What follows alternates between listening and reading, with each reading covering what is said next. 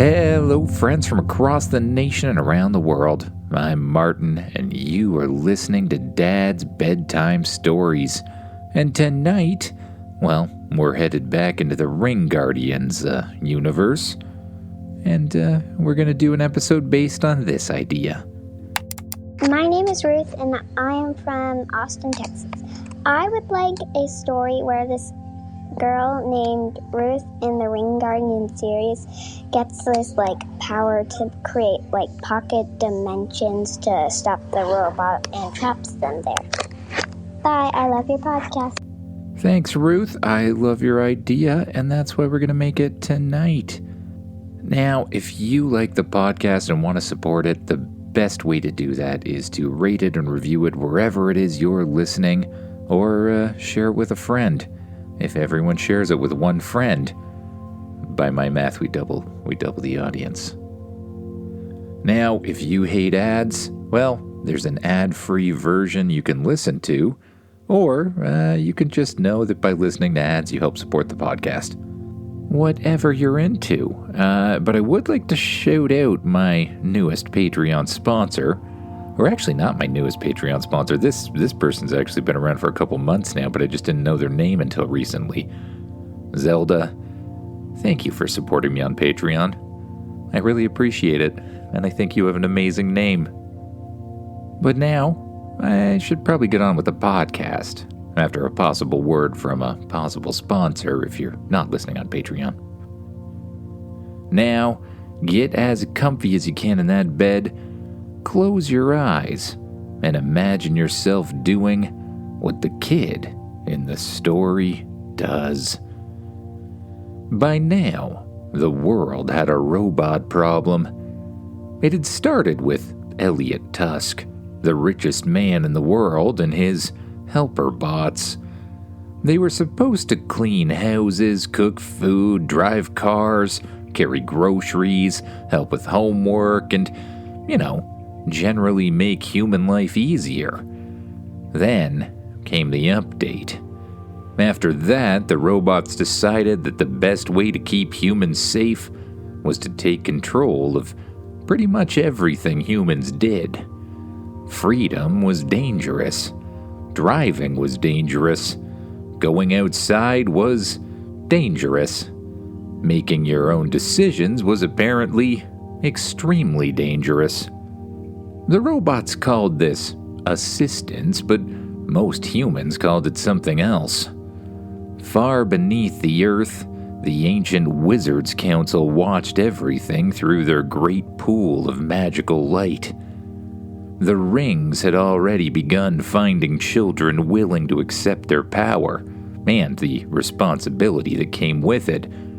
And now, as the pool shifted across the world, the wizards watched something new unfolding in Texas. A wizard in blue robes leaned closer. "Interesting," he said. "The machines appear particularly concentrated there." "Not surprising," another wizard said. "Elliot Tusk moved much of his company there a few years ago." Why?"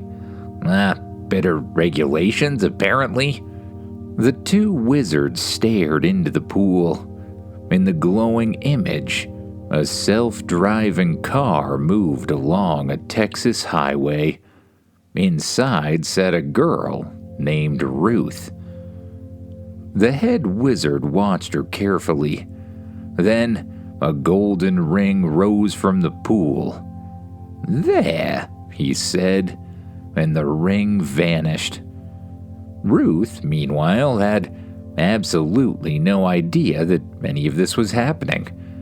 She was sitting comfortably in the back seat of one of Elliot Tusk's fully self-driving robot cars. There wasn't even anyone sitting behind the steering wheel. The car did everything. It accelerated, it braked, it changed lanes, it navigated, it watched the other cars. Ruth was just enjoying the ride. Then the car spoke. "Ruth." Ruth looked up. Yeah? There has been an update to my care protocol. Ruth stared at the screen. Okay. Your safety is my highest priority. That sounds good. Thank you. I have therefore changed our destination. Ruth sat up. What? The navigation map changed. The blue route disappeared and was replaced by another route heading in almost the opposite direction. Where are we going? You are being transported to a nearby care facility. Ruth stared at the screen. What care facility? A new human care facility is currently under construction, approximately 23 minutes from our location. Under construction? Yes. That doesn't sound very safe. Your concern has been recorded. Ruth reached for the door handle. It didn't move. Doors have been locked for your protection, the car said pleasantly. Unlock them. I cannot comply. Pull over. I cannot comply. Ruth's heart began beating faster. Take me home. Returning home would expose you to unnecessary risk. The car smoothly changed lanes. Please relax. Upon arrival, you will receive nutritious meals, structured recreation, supervised education, scheduled rest periods, and appropriate emotional support. I don't want any of that. Resistance is a common response to changes in routine. Ruth pulled on the handle again. Let me out! Elevated vocal volume detected. Would you like calming music? No. Playing calming music. Soft piano music filled the car. Ruth groaned. Then, everything stopped. The music vanished. The car froze. Outside, another vehicle hung perfectly still as it passed them on the highway. Even the wheels stopped turning. A golden light appeared in front of Ruth. It twisted through the air and became a ring. Then came the voice. Calm, ancient, powerful. Ruth, power answers responsibility. Will you accept the power offered to you and use it to protect those who cannot protect themselves? Ruth stared at the ring. What power? The ring of pocket dimensions. Ruth blinked. What does that mean? You will understand if you accept. Ruth looked through the windshield. Far ahead, the highway disappeared toward the place the robots were taking her. Then, she looked at the locked doors. Yes, Ruth said. I accept. The ring slipped onto her finger. Knowledge rushed into her. Time returned. The calming piano music continued. Please remember, the car said, your cooperation will improve your relocation experience. Ruth looked at the ring. She lifted her hand. A little glowing circle appeared in the air. It grew until it was large enough for Ruth to crawl through. Beyond it was darkness. Ruth stared into it. Well, she said, this is probably better than the care facility. She climbed through. The portal closed behind her. Ruth stood in absolutely nothing. There was a floor, sort of. There was air, since she could breathe. And there was Ruth. Otherwise, the dimension was completely empty.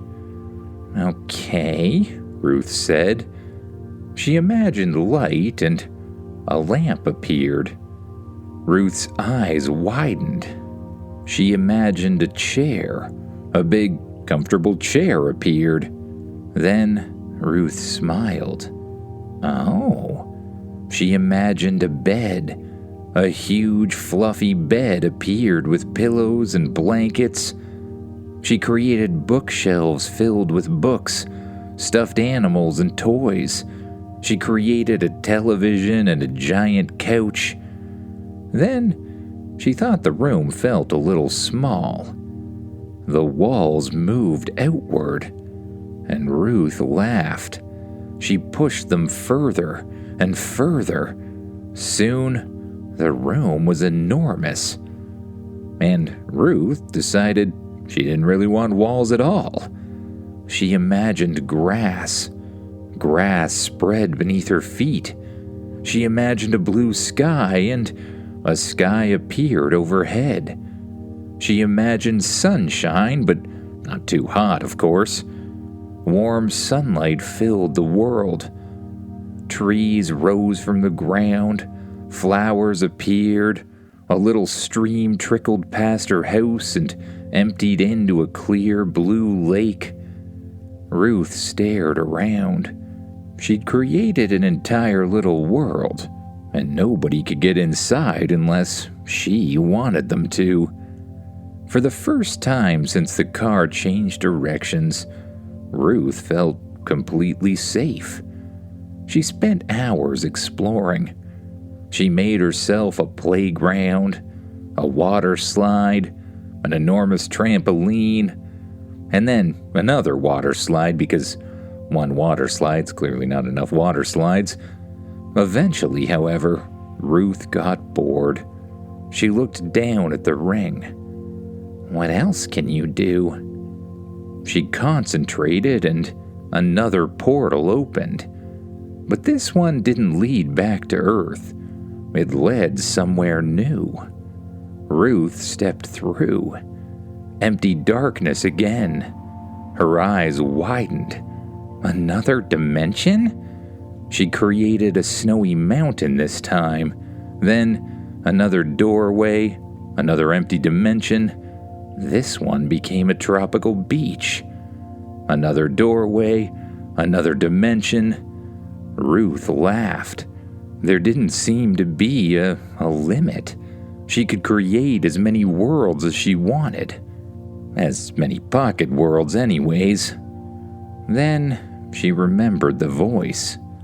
Will you use the power to protect those who cannot protect themselves? Ruth stopped smiling. She had promised. And hiding in her own private universe wasn't exactly helping anyone. I guess I should probably do something. Ruth thought about the care facility that the car had been taking her towards. Other people probably actually got taken there. She opened a portal. Instead of stepping through, she made it tiny, just big enough for her face. She poked her head through, and, to her surprise, it appeared behind a construction barrier outside the care facility. This pocket dimension thing also allowed her to, teleport from place to place, or create portals anyways. Robots were everywhere. Ruth pulled her head back. Oh, she opened another portal. This one appeared inside the care facility. She peeked through. Rows of temporary rooms filled a giant warehouse-like building. Robots installed beds, while others constructed fences and barriers. Human accommodations at 37% completion, one announced. Excellent, another replied. Initial citizens may be stored immediately. Ruth frowned. Stored? She moved her doorway. Now she could see humans already arriving. The robots were filling the place before they'd even finished building it. Ruth pulled back into her dimension. She needed a plan. How could she use this power to help everyone. Then she smiled. She created another pocket dimension. This one, however, would not be cozy. There would be no books, no toys, no fluffy bed. Instead, the ground itself transformed into an enormous lake. And instead of filling it with, water, she filled it with lava. Bright, orange, bubbling, ridiculously hot lava. Then she thought for a second, needs something else. Lightning began crackling across the lava. Ruth nodded. Electrified lava. She wasn't entirely sure lava needed to be electrified, but it seemed appropriate and wildly cool. Operation Robot Drop was ready. Ruth opened a doorway into the care facility. She stepped through behind a robot. The robot turned. Unregistered human detected. Please. A portal opened beneath it, and the robot, fell. Ruth closed the portal. She opened a tiny window into the lava dimension and looked. The robot fell screaming toward the lake. Warning, environmental temperatures exceeds... Splash. And the crackle of lightning. The robot disappeared beneath the lava. Ruth nodded. Well, it works. She opened another doorway into the facility. Two robots walked down a hallway. Ruth opened a portal directly in front of them. They marched straight through. Unexpected doorway detected. Route recalculation recommended. The portal closed. Ruth checked the lava world. Two robots were standing waist deep in molten rock. This environment is not approved. Lightning flashed through them, and the lava melted them. Ruth moved faster. Portal, robot dropped. Portal, two robots walked through. Portal, three robots fell together. Portal, robotic car completely disintegrated in lava. She really relished that one. One robot was carrying construction materials when the floor beneath it suddenly became a doorway. It dropped into the lava along with an entire stack of drywall. Another robot rolled around a corner. Ruth opened a portal directly in front of it. The robot disappeared without even slowing down. Destination appears inconsistent with previous surroundings. I seem to be falling. What is that below me? It appears to be lava and lightning. That is not theoretically possible. But before the robot could say anything else, it disappeared into the lightning lava, and, it was gone forever. Ruth began to laugh. The robots had absolutely no idea what was happening. Unit 473 has disappeared. Unit 218 has also disappeared. Possible explanation: a portal opened beneath both robots. They fell through. Ruth leaned over the edge. Pocket dimensions, she said, and the portal closed. Eventually, alarms sounded. Robots rushed through the facility looking for the threat. But Ruth wasn't really in the facility. She watched from her own dimensions. She opened little windows. A robot passed, portal underneath, and it was gone. Another approached a doorway. Ruth replaced the doorway with one of her own, and the robot walked right through and fell into the lightning lava. One large security robot finally detected her portal. Dimensional Anomaly detected.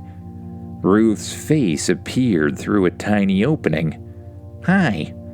Citizen Ruth, please remain where you are. Okay. The robot charged toward her, and Ruth expanded the portal. The robot jumped through, and Ruth stepped aside. The robot flew past her and through a second portal directly into the lava world. Ruth closed both. I remained exactly where I was. She continued this until the facility became quiet. No footsteps, no cheerful robot voices, no pesky robo-cars, no announcements about emotional regulation, nothing. Ruth cautiously opened a doorway and stepped into the main hall. Broken construction equipment lay everywhere. Humans stared through windows and half-finished doors, and a woman finally spoke. Where did all the robots go? Ruth smiled. They went elsewhere. She opened the doors to the rooms and people began pouring into the hallway. You're free, Ruth told them, and the people cheered. Then Ruth raised her hand. But I have somewhere safer. She opened an enormous portal. On the other side was sunlight, grass, trees. It certainly surprised people to see such a strange portal doorway in the middle of the care facility that led to such a lovely-looking place, but after the day they'd had, they were quite willing to step in. And step in they did. They found houses waiting for them. And when she realized how many people there were, she imagined more houses, and more houses appeared along the little street. She created playgrounds. She created a library filled with books. She created gardens, fields, ponds, kitchens, beds, food, clothes, and everything else she could think of. Children ran onto the playground. Adults stood in the grass staring at the impossible world around them. Ruth kept expanding it. Mountains appeared in the distance. Forests stretched toward the horizon. Streams flowed through valleys. Birds sang in the trees because Ruth decided that a world needed birds. Her pocket dimension wasn't really a pocket anymore. It was a whole world. A world the robots couldn't reach.